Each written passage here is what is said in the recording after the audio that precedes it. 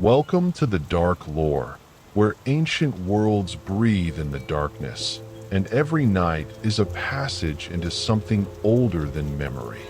Tonight, you will not go somewhere dangerous or frightening or cold. Tonight, you will go somewhere that most people believe exists only in stories, in the particular kind of stories that begin with a traveler who finds a door that should not be there, in a wall that has no business having a door, in a city or a forest or a valley that is entirely ordinary in every other respect. The door is always the same in these stories: heavy, dark wood, iron hinges green with age, a handle worn smooth by an extraordinary number of hands. And behind the door, always a library. Not an ordinary library, not the kind with catalogs and lending systems and the smell of recently cleaned floors, but the other kind, the kind that has been accumulating books since before the current system of keeping track of things was invented, the kind whose shelves extend further than any building should be able to contain, the kind where the books themselves seem to breathe in the quiet between one reader's visit and the next. It is called, by the very few people who know of it, the Library of Forgotten Souls. And tonight, impossibly and with complete certainty, you have found the door. It is exactly as described: heavy dark wood, iron hinges, a handle worn smooth.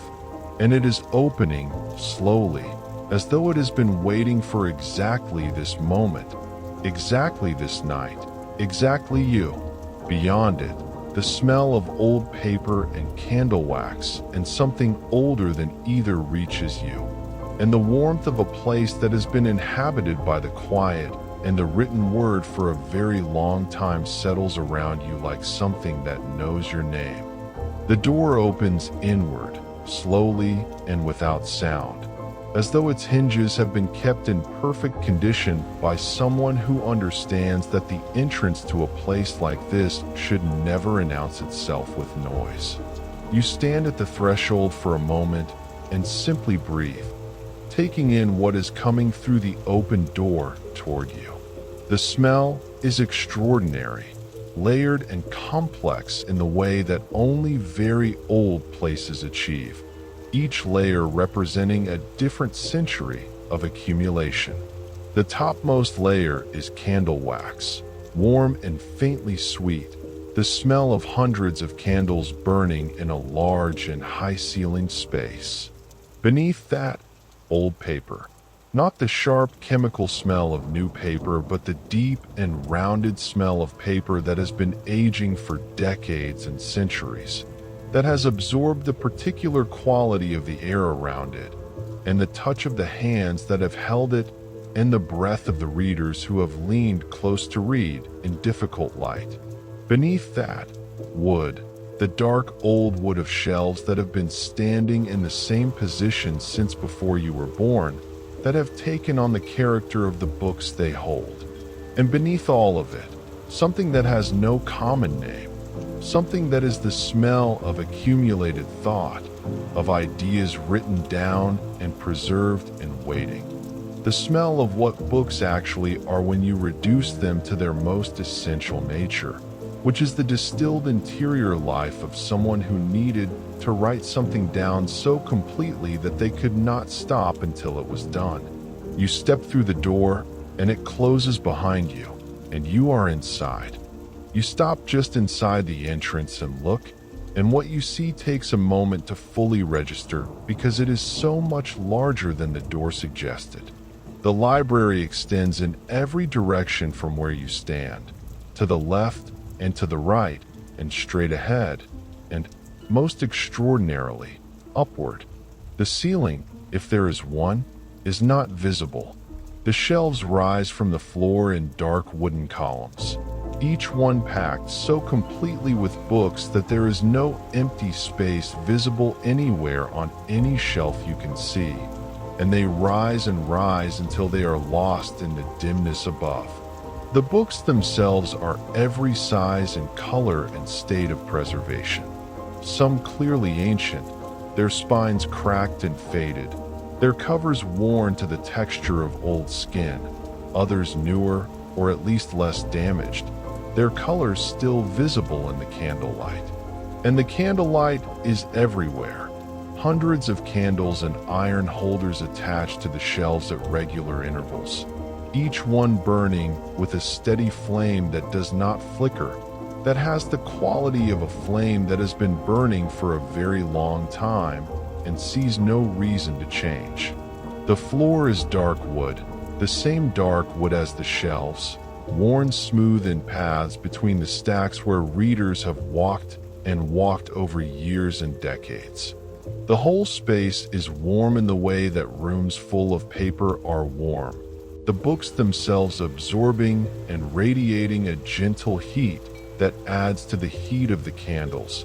And the combined warmth is extraordinary in its completeness, in the way it reaches every part of you simultaneously. Between the stacks of shelves, there are tables, wide dark wooden tables worn smooth by centuries of elbows and open books, each one lit by its own candle or cluster of candles in an iron holder at its center. The tables are mostly empty at this hour, but not entirely. At one table, a figure sits bent over an open book, reading with the total absorption of someone who has forgotten that the rest of the world exists, their face so close to the page that the candlelight illuminates only the top of their head, a mass of dark hair, and the moving shadow of a hand turning pages. At another table, further into the stacks, a second figure has fallen asleep over their book, their head resting on their folded arms, their breathing slow and completely regular, the deep, peaceful breathing of someone in the middle of excellent sleep. The open book beneath their face moves very slightly with each breath, the pages lifting and settling in the rhythm of exhalation, as though the book and the reader have reached an agreement about breathing together. You watch both of these figures for a moment from the entrance, and the quality of their absorption and their rest communicates itself to you immediately, the way absorption and rest always communicate themselves to an observer, by making the observer want the same thing. You are already, just from watching, beginning to want to find your own table, your own book, your own pool of candlelight in which to settle and let the library do what it clearly does best. You become aware of the librarian gradually, the way you become aware of things in libraries, which is quietly and without announcement. They are at a desk near the entrance, a large desk covered in open books and papers and small objects whose purpose you cannot determine from where you stand. A bone, a compass, a small glass sphere that catches the candlelight and holds it in a warm point at its center. The librarian is old in the way that certain scholars are old, which is to say, aged by thought rather than by time, their face showing the particular kind of wear that comes from spending most of a long life in close concentration with difficult material. They look up when they become aware of your presence, and their expression is the expression of someone who is expecting you, not you specifically, but the idea of you, the late visitor who arrives after the ordinary hours and needs something the library can provide. They say, without preamble, that you are welcome here, that the library is always open to those who find the door, that you may sit anywhere that is empty, which is most places at this hour, and you may read anything that is on the shelves, which is everything. They say one more thing, quietly and with great certainty, that the books in this library are not like other books, that they were written by people who needed very badly to put something down on paper before they were finished, and that reading them has a particular effect that other books do not have, which is the effect of being in the presence of a mind that is still, in some form, present in the words. You walk slowly into the library, between the first rows of shelves, and let your eyes move along the spines of the books as you pass.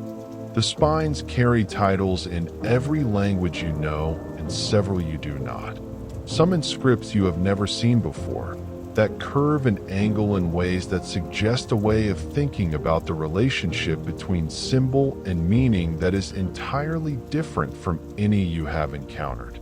Some books have no title on their spine at all, just a color or a texture, or in one case a small symbol pressed into the leather of the cover that you cannot identify, but that makes your eyes want to return to it.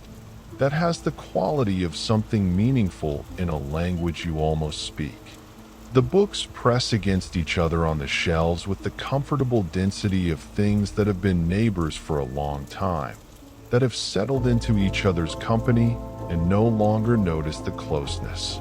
Some lean, some are perfectly upright, some are lying flat on top of others because there is no more room to stand them upright. And even lying flat, they are surrounded by other books, by the accumulated weight and presence of everything that has ever been written down by someone who needed to write it. The air between the shelves is warm and still and smells most strongly of old paper here, where the books are thickest and the space between them smallest, where the accumulated thought of all those writers is most concentrated and most present. You find your table in the third row of stacks, a small table set into a slight alcove in the shelves, as though the shelves on either side have moved apart by exactly the right amount to accommodate a table and a chair and a reader, which perhaps they have. The table is dark and smooth, and has a single candle at its center in a holder that has accumulated years of wax drips into a complex geological formation of ivory and cream. The chair is wooden with a cushioned seat, the cushion worn to exactly the right degree of softness by exactly the right number of previous occupants. And when you sit in it, you understand immediately that it has been sat in by a great many people over a great many years and has developed, through this long experience, a comprehensive understanding of what a sitting human body needs, which it provides without any adjustment or effort on your part. You put your hands on the table and feel the smooth, worn wood, warm from the candle above and from whatever warmth the books on the surrounding shelves radiate. And you let your eyes close for a moment and just exist in the library, in its smell and its warmth and its particular quality of silence, which is the silence of a place where the noise has been replaced by something better than noise, by the presence of accumulated thought waiting patiently to be encountered. The book is already on the table when you open your eyes. You did not put it there. You are certain of this without being disturbed by it, because this is the kind of library where books find their readers rather than the other way around. And the book that has found you tonight is a small volume, bound in dark leather that has gone soft with age, its spine unpainted but embossed with a simple pattern of leaves or perhaps waves. It is difficult to tell which in the candlelight. You pick it up and feel its weight, which is exactly right, neither too heavy nor too light, the weight of something that contains exactly as much as it should contain.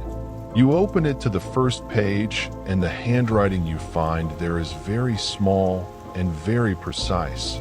The handwriting of someone who had a great deal to say and limited paper in which to say it, who made every word earn its space on the page. The ink is brown with age, but perfectly legible.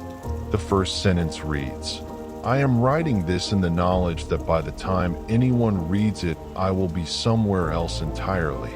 And I find this thought not frightening, but deeply restful, like arriving at the end of a very long road and finding the door opened and the fire burning."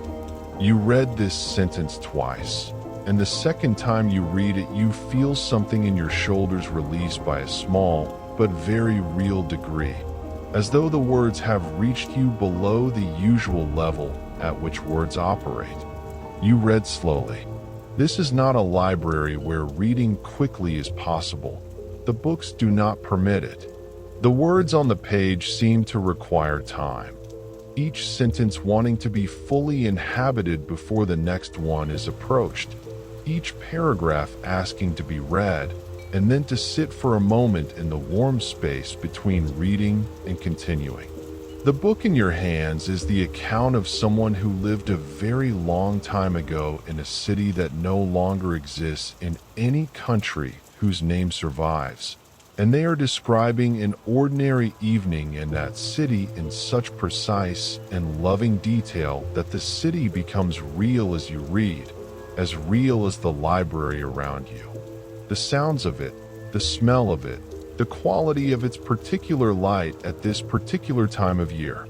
You read about a street market closing for the evening, the sellers packing their goods with the practiced efficiency of people who have done this 10,000 times.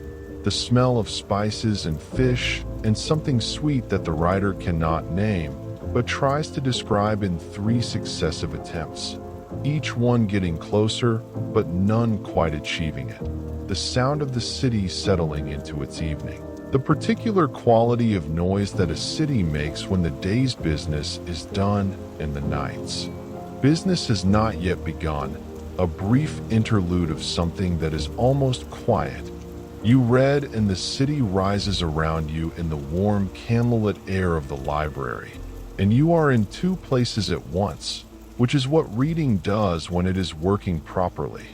The library has a quiet that is unlike the quiet of any other place you have been, richer and more textured, as though the silence here contains within it all the sounds of all the places described in all the books on all the shelves, held in suspension, available to anyone sensitive enough to perceive them. You become aware of it gradually as you read, the way you become aware of music that has been playing for a while before you noticed it. Beneath the immediate silence of the room, beneath the small sound of your own breathing and the barely audible sound of the candle flame, there is something else, a very low and very complex texture of almost sound that is the library's own voice, the collective whisper of a million written things existing in the same space, each one containing within it the particular interior weather of the person who wrote it, their fears and their hopes, and the specific quality of their attention on the day they sat down to write. You are not hearing words. You are hearing the quality of thought, preserved in paper and ink and the particular molecular structure of old leather, releasing itself very slowly into the warm air of the library, where it mingles with the candle wax and the wood and the breath of the current readers into something that is the smell and sound and feel of the library itself, which is unlike anything else. You look up from your reading for a moment and let your eyes travel along the nearest shelf, and you notice things you did not notice in your first survey of the library. Some of the books are moving very slightly, not falling or tilting, but shifting in the way that things shift when they are breathing, a very small and very slow expansion and contraction that is below the threshold of certainty that you might be imagining, except that you are not imagining it. You are quite sure you are not imagining it, because the book immediately to your left is doing it too. And you put your hand out and rest your fingertips very lightly on its spine and feel, or believe. You feel the faintest possible pulse, the same slow rhythm you associate with something deeply asleep, breathing in the long, patient way of something that is resting and not in any hurry to stop. The books are alive, not in any way that requires feeding or watering or any of the ordinary requirements of living things, but in the way that things are alive when they contain within them the concentrated life of someone who put everything they had into making them. The life is in the words, and the words are in the books, and the books are on the shelves, and the shelves are in the library, and the library is warm and still and smelling of old paper and candle wax, and you are sitting in the middle of it with your fingertips on the spine of a breathing book. The figure who was sleeping over their book when you came in is still sleeping. You can see them from your table, a dark shape slumped peacefully over a large open volume. Their breathing slow and completely regular. You watch them for a moment with the particular affection you feel for people sleeping in public places, the affection that comes from recognizing the courage it takes to sleep somewhere other than a designated sleeping place, the trust it implies in the environment and in the books and in the library itself. This person clearly trusts the library completely. They have surrendered to it without reservation, given their sleeping self over to its keeping as completely as you give yourself over to sleep in your own bed. And the library has accepted this trust and is holding them in it with the same steady warmth and quiet it provides to all its occupants. Their book is open to a page somewhere near the middle. You cannot read the words from here, but you can see that the pages are dense with small writing and that there are drawings in the margins, small precise drawings of things you cannot identify at this distance. The book does not seem to mind being slept on. If anything, it seems to have accommodated itself to this function, its pages lying perfectly flat under the sleeping reader's arms, holding them gently in the posture of rest. You return to your book and read for a while longer, and what you read changes you in some small way that you will not be able to identify precisely when you try later to describe it. This is what the librarian meant, you understand now, when they said that the books here have a particular effect. The effect is not dramatic. It is not a vision or a revelation or any of the large experiences that stories about magical libraries usually describe. It is smaller and more fundamental than that.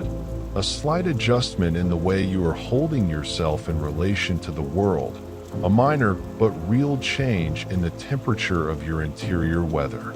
The person who wrote this book is describing an ordinary life with such precision and such love that the ordinariness becomes extraordinary, becomes something you would choose if you could choose anything, becomes something that the complexity and difficulty and speed of your own ordinary life has made it impossible to see properly, and which the writer is showing you again as though for the first time.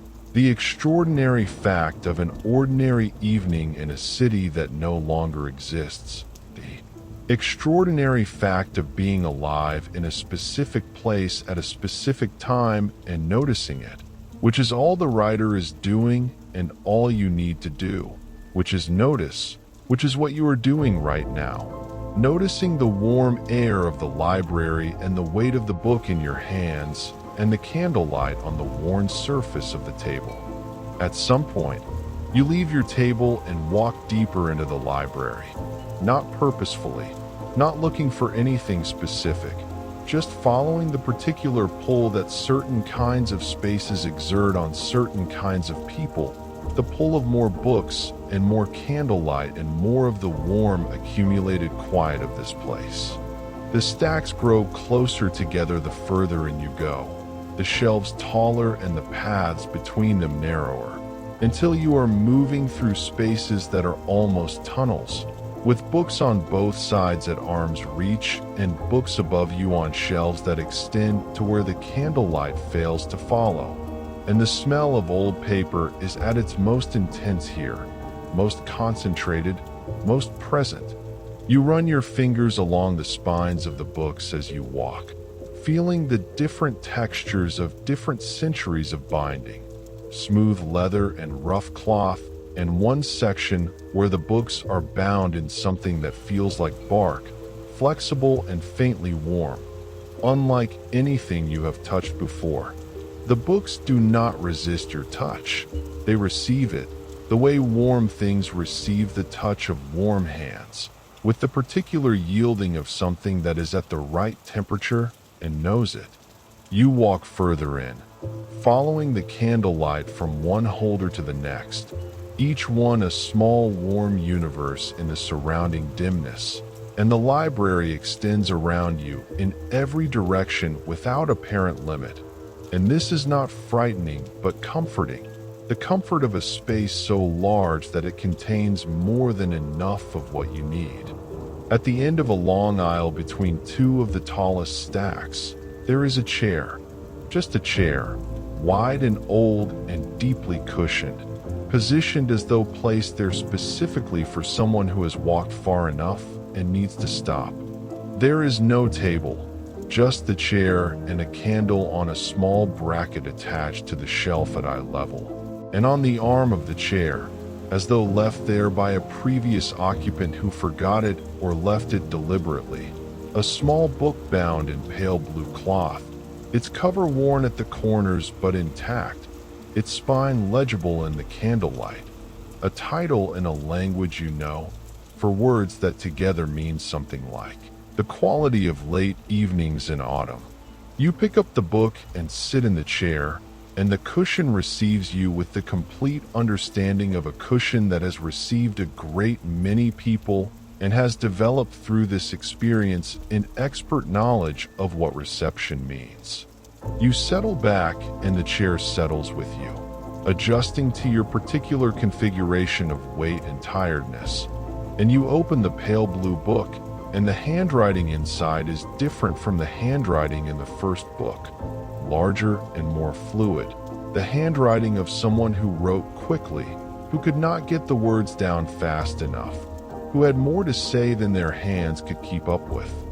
The second book is an account of evenings, specifically the evenings of 1 year in the life of someone who paid very close attention to evenings. Each entry describes the quality of the light at the end of a specific day, not the events of the day, not anything that happened, just the light, the way it fell through specific windows at specific angles, the colors it produced on specific surfaces, the feeling it created in the person watching it. The entries are short, a paragraph, sometimes two, dense with precise observation and the particular kind of language that comes from someone who has thought very carefully about how to say something that is difficult to say because it exists at the edge of what language can reach. You read several entries in succession, autumn evenings of 40, 50 years ago, in a house whose windows faced west, written by someone who clearly found the evening light of that year to be something worth recording with great care. The light described in these entries reaches you through the words, not visually, not as an image, but as a quality of air, a warmth, a slowing of time that is precisely the quality of the late evening light described, translated into the medium of the library and the candlelight and the warmth of the chair. You read, and the library takes on the quality of the evenings in the book, slow and golden and complete. The candle on the bracket beside your chair has been burning since before you sat down, and it has reached the stage of its burning where the flame is at its most steady, where all the variations of the early burn have been resolved, and what remains is the pure essential flame, small and very still, burning with a precision that seems almost deliberate, as though the candle has found the exact configuration of wick and wax that produces this specific quality of light and is maintaining it with the confidence of something that has figured out the right way to do a thing and sees no reason to deviate. The light it gives is warm and close and exactly sufficient for reading, reaching the pages of the book in your hands without quite reaching the shelves on either side, so that you are sitting in a small warm universe of candlelight with darkness at its edges. And the darkness is not threatening, but simply the appropriate setting for this particular light, the contrast that makes the warmth of the candle visible and real. You look at the candle for a moment between one page and the next, not reading, just looking, and the flame looks back at you with the steady, uncomplicated attention of fire, which has been looking at human faces in this way since the first human face bent close to the first deliberate flame and found it, as you find it now, deeply and inexplicably comforting. The library makes sounds that you have been hearing since you came in without specifically attending to them. And now, sitting in the chair at the end of the long aisle with the pale blue book in your hands and the candle at your side, you let your attention settle on them. The predominant sound is the sound of many candles burning in a large space. Not a sound exactly, but a quality of the air, a very slight warmth and movement that registers as sensation rather than as hearing. Beneath that, the sound of your own breathing, which is slower than it was when you came in. You notice this with some interest, the way you notice changes in yourself that happened without your deciding to make them. The library has slowed your breathing the way certain very good music slows breathing, not by asking, but simply by providing an environment in which faster breathing is unnecessary, and the body, recognizing this, adjusts. Beyond your breathing, the faintest possible sounds from elsewhere in the library, a page turning, somewhere deep in the stacks, turned by someone you cannot see. A very slight sound that might be settling wood, might be a book shifting on a shelf. The breathing of the sleeping reader at their table, audible even from here, slow and deep and completely regular. The breathing of someone in excellent and well-deserved sleep. All of it together is the voice of the library at night, which is the quietest and most restful voice you have ever heard. You find yourself thinking, in the particular way that the library encourages thinking, which is slowly and without urgency, about what the books on these shelves actually contain.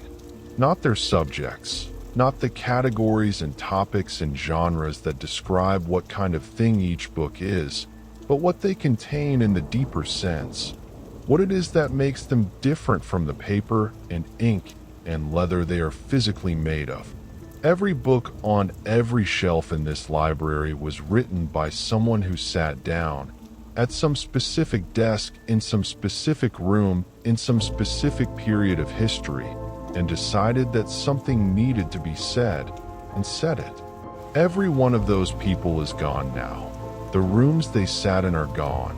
The cities those rooms were in are gone or changed beyond recognition. The languages some of them wrote in are languages that no one speaks anymore. But the thing they decided needed to be said is here, preserved in the paper and ink, still saying itself to anyone who opens the right book in the right frame of mind at the right time of night in the right library. The saying is still happening. The thought is still thinking itself. The writer is still, in this sense, and in this sense only, present, not as a ghost, not as a supernatural persistence, but as the simple and extraordinary fact of a mind that put itself completely into words, and the words are still here, still complete, still saying everything they were written to say. The warmth of the library has been increasing since you sat down in the chair at the end of the aisle, or perhaps you have simply been becoming more aware of it as everything else has become quieter. It is the warmth of books, specific and unmistakable once you know it, different from the warmth of fires or of other people's bodies or of sunlight on stone. It is a dry warmth with a papery sweetness to it, a warmth that seems to come from the pages themselves, from the slow release of whatever energy is stored in the cellulose of old paper and the carbon of old ink. The books on the shelves on either side of your chair are close enough that you could reach out and touch them without leaning, and they radiate this warmth steadily, continuously, the way objects radiate heat when they have been warm for a very long time, and the warmth has become their natural state. Your hands are warm, your arms are warm, The back of your neck is warm in the particular way it gets warm when the air around you is exactly the right temperature and there is no part of you that is cold or wants for anything. The cushion beneath you is warm from your own warmth reflected back, and the chair back is warm, and the air you breathe is warm, and everything is exactly the right temperature in the way that things occasionally are when all the conditions align, which they have done tonight, in this chair, in this library, which knows what warmth is for. Without deciding to, you have set down the pale blue book and picked up another, this one from the lowest shelf of the stack directly to your right, a shelf at exactly the height where your hand rested when you let it drop from the pale blue book. This new book is thicker, bound in dark green cloth with a spine that is completely without marking, no title, no author, no indication of what is inside. You open it to a random page and find not words but a drawing, a very detailed and very beautiful drawing of a room at night, seen from inside, with a single window showing darkness outside and a single candle on a table inside, and a chair beside the table, and in the chair, a figure asleep. The drawing is done in a fine dark line with areas of delicate shading that suggest warmth and shadow and the specific quality of candlelight at night in a room where someone is sleeping. You look at it for a long time. The figure in the chair is sleeping in exactly the posture of someone who fell asleep while reading, head tilted slightly back, one hand still holding a book, the other hand open in the lap. The candle in the drawing burns with the same steady flame as your candle here beside you, and the shadow it casts on the wall behind the sleeping figure is the same shape as the shadow your candle is casting now. And you look from the drawing to your shadow and back, and the correspondence is exact, and you do not find this strange, but simply beautiful, the way certain symmetries are beautiful. The library tells you nothing about the time. There are no clocks, no windows showing the state of the sky outside, no change in the candlelight that would indicate how late it has become. But you know, in the way that the body knows, that the night is at its middle point, the deepest part of the dark, the hour that belongs most completely to whatever is happening in it rather than to what came before or will come after. The library at midnight, or whatever the equivalent of midnight is in a place outside the ordinary measurement of time, is at its most completely itself, the warmest and the quietest and the most present, as though the night has concentrated it, has reduced it to its essential quality the way a long, slow cooking reduces a liquid to its essential flavor. You are at the center of this concentration, in your chair, with your book of drawings open on your lap, the candle burning beside you, the stacks extending in every direction through the warm dark. There is no better place to be at this hour. There is no better thing to be doing than what you are doing, which is sitting in a very old chair in a very old library with a book of extraordinary drawings open on your lap, and the warmth of 10,000 books radiating from the shelves around you, and the candle burning with its steady small flame, and the quiet of the library wrapping around everything like a hand. You turn the pages of the green book slowly, and each page contains a drawing, and each drawing is a room at night. The rooms are different in every drawing, different sizes, different centuries, different countries, different levels of wealth and poverty and comfort. But in every drawing, the same elements appear: a candle or a fire or some source of warm light, a chair or a bed or a place of rest, and in or near that place of rest, a figure sleeping or on the edge of sleep. The drawings are a collection of people sleeping in different rooms in different times in different places, observed with complete care and complete respect for the privacy of the state being observed. drawn by someone who clearly found sleeping people beautiful in the way that they are beautiful, which is the beauty of a living thing doing exactly what it is designed to do, which is rest. You look at each drawing for as long as it wants to be looked at, and each one communicates something that words would take much longer to communicate and might not communicate as precisely.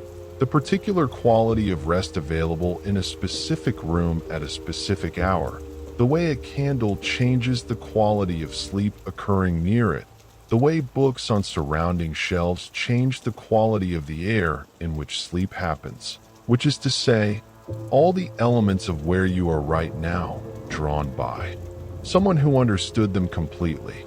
You become aware, gradually, that you have stopped turning pages. The green book is open to a drawing of a library interior, a long aisle between tall shelves, at the end of which is a chair. In the chair a figure reading by candlelight, the candle the only light source in the drawing. Everything outside its radius in soft shadow. The drawing is exact. The aisle and the shelves and the chair and the figure and the candle all corresponding precisely to your actual aisle and shelves and chair and candle and self. This correspondence is not alarming. It is simply present, simply true, the way certain true things are simply present and true without requiring any particular response. You hold the open book in your hands and look at the drawing of yourself reading in the library, and the candle in the drawing is the same candle as the candle beside you, and the warmth in the drawing is the same warmth as the warmth around you, and the stillness in the drawing is the same stillness as the stillness you are sitting inside, and the figure in the drawing is becoming still in exactly the way you are becoming still. The book settling in the hands as the hands relax, the head settling back against the chair back as the neck relaxes, everything releasing by slow degrees into the particular configuration of a body that is on the very edge of sleep and about to tip over it. The border is very close now. You can feel it not as a threshold getting nearer, but as a quality of the present moment getting thicker and softer, the distinction between being here and being elsewhere becoming less clear, the membrane between waking and sleeping becoming permeable in both directions so that what is in your dreams begins to be available in the library, and what is in the library begins to be available in your dreams. The books on the shelves are breathing. You can see this clearly now, the very slight rhythmic movement of the spines, each book breathing in its own rhythm, all of them together creating a complex and beautiful pattern of slight movements that is the library's own breathing, the collective respiration of a million written things existing together in warm proximity. The candle flame is very still. The warmth is very complete. Your hands, holding the green book, have relaxed to the point where the book is balanced more than held, resting on your palms which are resting on your lap, requiring no effort from you to remain there, held by gravity and the warmth and the simple fact that there is nowhere else they need to be. Your eyelids are heavy in the way that eyelids are heavy when they have been looking at candlelight for a long time in a warm and quiet place and have decided, with the quiet authority of the body making its necessary decisions, that they would prefer to be closed. Somewhere in the library, the librarian is still at their desk. You know this without being able to see them from where you sit. Know it in the way you know things in libraries, which is by feel rather than by sight. Their lamp is burning on the desk, a small warm point of light visible between the shelves when you look in the right direction, steady and certain, the lamp of someone who intends to be at their desk for as long as necessary, which in a library that is always open means indefinitely.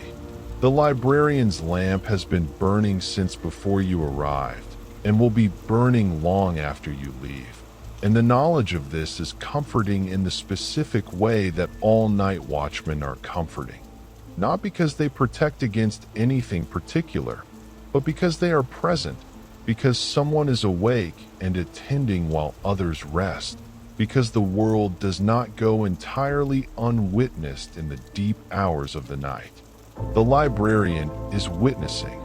They are writing in their own book, or reading, or simply being present with the library in the way that people who love libraries are sometimes simply present with them, sitting in their warmth, in their quiet, in their accumulated thought without needing to do anything else. You watch their lamp for a moment from your chair, the small certain light of it between the shelves, and then your eyes close, not because you decided to close them, but because they were ready. You are going now, down through the familiar layers, through the lighter sleep that is still threaded with the library, still warm with its warmth and textured with its smell, and then through the layer where the library becomes something else, becomes the memory of a library, becomes the feeling of being somewhere very warm and very quiet, surrounded by things that contain within them the full interior lives of people who needed to write.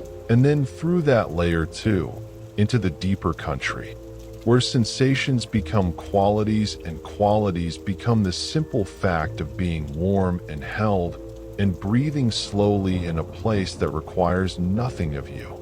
The library continues without you. The candles burn, the books breathe on their shelves.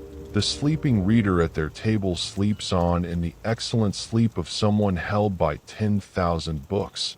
The librarian's lamp burns at the desk. Everything continues with the same steady patience it brings to everything. The patience of a place that has been accumulating books and readers, and the long, slow nights between readers since before anyone alive can remember and intends to continue doing so. Indefinitely, which means that there is no hurry, which means that your sleep here is not an imposition but a contribution, one more warm sleeping body added to the warmth of the place, one more slow breath added to the breathing of the books, one more person who found the door and came in from the cold and was received. In the space below waking, you dream of reading, but the reading in the dream is different from ordinary reading. In the dream, the words do not go in through the eyes and get processed by the mind. They go in through the skin, through the hands that hold the book and the back that rests against the chair and the face that is warmed by the candle. And they do not produce meaning in the ordinary sense, but something more immediate, a direct experience of what the writer experienced when they wrote them, unmediated by interpretation or translation or the distance that language usually maintains between the mind of the writer and the mind of the reader. In the dream, reading is contact, actual contact with the interior life of someone who is no longer alive, who left this behind as a way of remaining in contact with whoever came after, who put their best and truest self into the words and trusted the library to keep it safe until the right reader came along. You are the right reader, not because of any special quality you possess, but simply because you are here in the dream of reading, in the library, in the warmth, receiving what was left for you. Below the dream of reading, the library is still present, not as a physical place, but as a quality, a warmth and a weight and a particular smell that is the smell of old paper and candle wax translated into the medium of sleep, which is the medium of sensation without object, of feeling without cause, of warmth without a specific source. You are in the library in the way that you are sometimes in places in deep sleep, not visiting them, but being them, being the warmth of them and the quiet of them and the particular quality of their air.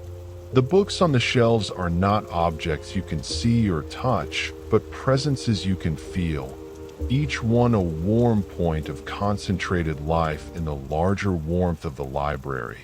and all of them together producing the extraordinary atmosphere of the place, which is the atmosphere of being surrounded by the best that human beings have managed to put into words, which is considerable, which is more than enough, which is in its own way everything. You rest in this atmosphere, in the deep sleep version of the library, which is warmer and more complete than the waking version, because in sleep there is no separation between the reader and what is read, no distance between the warmth you feel and the warmth that is the library, no distinction between where you end and where the books begin. The library in the hour before dawn is at its most complete quiet. The candles have been burning long enough that they are past their middle stage and moving toward their ends, the flames a little lower than before. The circles of light they cast slightly smaller, drawing the warm world of each individual candle closer around itself, as though conserving what remains. The sleeping reader at the table has not woken. They are still in their deep and book-assisted sleep, the open pages beneath their arms still moving very slightly with their breathing. The librarian's lamp still burns at the desk. The librarian has not moved, or if they have moved, they have returned to exactly the same position, the same small figure at the same large desk with the same warm lamp. The library holds all of this in the same steady warmth it has maintained all night, the warmth of 10,000 books in a space designed to keep them, a warmth that will not diminish until the day changes the quality of the air outside, and even then will persist in the interior of the stacks, in the long aisles where daylight does not fully penetrate, in the warm chairs at their ends, in the candles in their holders, which will be relit for the next reader who finds the door. You are very deep in sleep now, and the thoughts that come are the thoughts of deep sleep, which are not thoughts at all, but impressions, and the impression that comes in this particular deep sleep in this particular library is an impression of what it means to leave something written behind. The writers of all the books on all the shelves of this library are gone, every one of them. They lived and thought and wrote and finished and set down their pens and eventually were finished themselves, as everything is finished eventually. And what they left behind is here, warm and present, and still saying what it was written to say, still containing within it the interior life of someone who needed to say it. This is what writing is for. This is the real purpose of all the books in this library and all the libraries in the world. Not information, not entertainment, not even beauty, though all of those are present. The real purpose is contact, the possibility of contact between one person's interior life and another person's interior life across any distance of time or space. The possibility that what is truest and most alive in one human being can reach what is truest and most alive in another through the medium of language carefully used. The library is full of this contact. It is saturated with it. And you, sleeping in your chair at the end of the long aisle, are sleeping inside it. The shelves breathe. You know this now with the certainty of deep sleep, which is a different and in some ways more reliable certainty than the certainty of waking. The books breathe on the shelves, each one in its own rhythm, and the shelves breathe with them, the wood expanding and contracting very slightly in the warmth and cold of the library's long days and nights, and the combined breathing of all the books and all the shelves creates a rhythm that is the library's own heartbeat, slow and complex and deeply regular as the breathing of the earth in the valley of the dragon's graveyard, as regular as the pulse in the bone walls of the dragon's skull, as regular as everything in the world that has been going long enough to find its natural rhythm and settle into it. You breathe with it.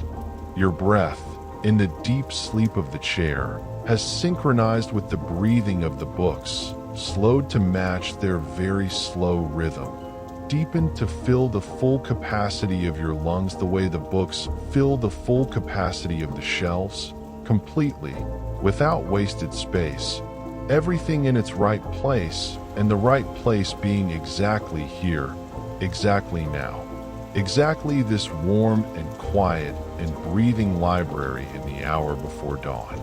There is a depth of sleep available in libraries that is not available in other places. This is a fact known to anyone who has ever fallen asleep in one and woken to find that more time has passed than expected, that the sleep was deeper and more complete than the position and the circumstances seemed to promise. The reason is the books, the accumulated weight and warmth of them, the particular quality of their presence in the air, the way they seem to absorb whatever is agitated or unresolved in the sleeper and hold it in their pages while the sleeper goes to the deeper places that sleep is a passage to. You are at those deeper places now, past the warm library and past the dream of reading and past the impression of what it means to leave something written. In the country below all of those things where the only reality is the slow maintenance of a sleeping body and the slow work that sleep does, which has no name, but is the most important work there is. The work of restoration and continuation and the daily return of a person to themselves after the long journey of being awake. The library holds you while this work is done. The books hold you. The candle holds you. The warm chair and the warm air and the warm accumulated thought of 10,000 writers who needed to say something and said it and left it here for whoever came next. All of it holds you, completely and without condition, for as long as you need. The library's night continues in all its aspects without your participation, which is correct and good and requires nothing from you. The candles burn. The books breathe on the shelves. The sleeping reader at the table sleeps on in their deep book-assisted rest. The librarian attends at their desk with the patient presence of someone who has been doing this for a very long time and has found in it not tedium, but something like the opposite of tedium, the particular satisfaction of presence, of being where you are supposed to be doing what you are supposed to be doing in the manner in which it is supposed to be done. The library around all of them continues to be what it is, warm and quiet and full of the breathing presence of everything that has ever been written down by someone who could not stop until they had written it. This is a library of necessity. Every book here was written because the writer had no choice but to write it, could not have not written it, would have been less themselves if they had not written it. The necessity is still present in the books, still pressing against the paper and the ink, still warm with the urgency that drove the writing, and is now preserved in what the writing left behind, which is everything the writer had, which is these books, which are here, which are warm, which are breathing in the long quiet of the night while you sleep among them. The library of forgotten souls gives something to everyone who finds the door and comes in from the cold and sits down and reads. What it gives is different for each person and cannot be predicted or requested or in any way specified in advance. It is not something the library decides to give so much as something that the library cannot help giving, because the warmth and the quiet and the presence of all those written things changes the quality of the air in the library in ways that affect whatever comes in contact with that air, which is whatever is inside the library, which tonight includes you. What you will take from the library when you leave is not a piece of information or an insight you can articulate. It is something more like a restored capacity, some ability to see or feel or think that was depleted and has been, in the warmth of the library and the presence of the books, quietly replenished. You will not know what it is until you find yourself using it, in some ordinary moment in some ordinary day. doing something with an ease or a clarity or a depth that was not available before this night. And in that moment, you will know that this is what the library gave you. This restoration, this replenishment, this quiet return to yourself. Your candle has burned low. The flame is smaller now, the wax around it pooled and soft. The holder below it accumulated with the drips of hours of burning. But the flame itself is still steady, still giving its small circle of warm light, still performing its essential function with the complete commitment of a thing that knows what it is for and intends to do it until it is finished. You are not watching the candle. You are too deep for watching. But in the way that sleeping people are sometimes aware of the quality of the light in the room they are sleeping in without waking to observe it, you are aware of the candle, of its warmth and its steadiness and its presence beside you in the warm dark of the library. It is company, the particular companionship of a small steady light in a large quiet space, the oldest form of company that exists, the company that the first person who sat alone by a fire at night experienced, and that has been experienced by every person in every century since who has sat alone with a source of light in the surrounding dark and found it, as you find it now, enough, more than enough. The candle is enough. The chair is enough. The warmth is enough. The library is enough. Everything is enough. This is the deepest truth of deep sleep, that what is present is sufficient, and what is sufficient is everything. You are going as deep as sleep goes, to the place where there is no longer any distinction between the sleeper and the sleep, where the warm body and the warm chair and the warm library and the warm darkness of the deepest rest are the same thing, the same warmth, the same quiet, the same continuing. The books on the shelves are very far away now, not because they have moved, but because you have moved, descended below the level at which distances apply, into the place where the only reality is the continuation of the necessary processes, the breath and the heartbeat and the slow work of the sleeping mind, and all of it happening in the warmth of the library, in the care of the books, in the keeping of the librarian at their desk with their lamp, in the company of the sleeping reader at their table and the candle at its end, and all the millions of written words breathing on their shelves in the warm dark. You go. The library receives your going the way it receives everything, completely, without comment, with the warm and steady patience of a place that has been receiving things for a very long time and has found in the receiving a complete and sufficient purpose, which is the purpose of any good library, which is to hold what is given to it with care. Morning is waiting outside the library, as morning always waits, patient and certain and in no hurry, because morning has never once in the history of mornings failed to arrive and has therefore developed a complete confidence in its own arrival that makes urgency unnecessary. The sky outside, if you could see it, would be showing the first very faint differentiation in the eastern darkness, the first barely perceptible warming of the horizon that precedes the actual light by a long time, but announces it reliably. Inside the library, none of this is visible or relevant. The candles are the library's sun. The warmth of the books is its weather. When you wake, whenever you wake, the library will be as it is now, warm and quiet and full of the breathing presence of everything written here, ready to continue receiving you or to release you back into the morning with whatever the night has given you, which is rest, which is the restored capacity for whatever comes next, which is everything you came here for. The last clear awareness before sleep takes everything is the smell of the library, old paper and candle wax, and the specific warmth of dark wood that has been warm for a very long time. And beneath all of that, the smell that has no name. The smell of accumulated thought and the accumulated need to write things down that has been accumulating here since before anyone alive can remember.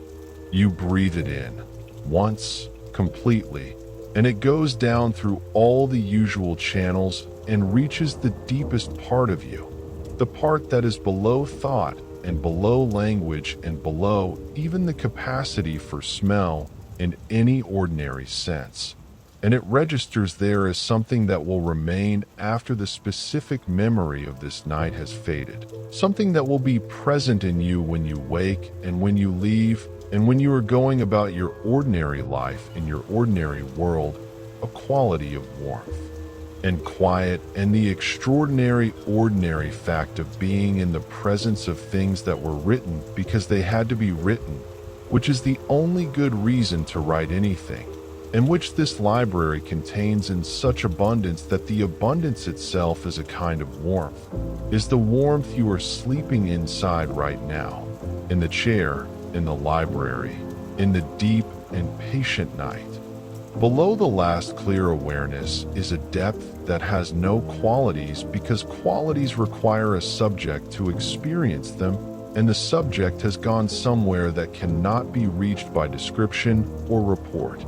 This is the deepest sleep, the most complete rest, the farthest point from the surface of waking that sleep goes to. The library around you continues at this depth.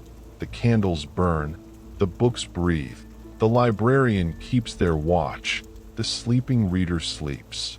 Everything continues with the same steady warmth and quiet it brings to everything.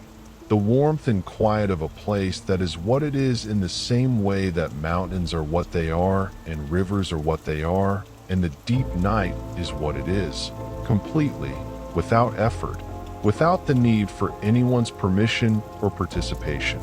You are held in this continuation, in the library's long night, in the warmth of everything that has ever been written and left here to be found by whoever came looking, which is everyone who has ever found the door, which is you, which is enough, which is more than enough, which is everything.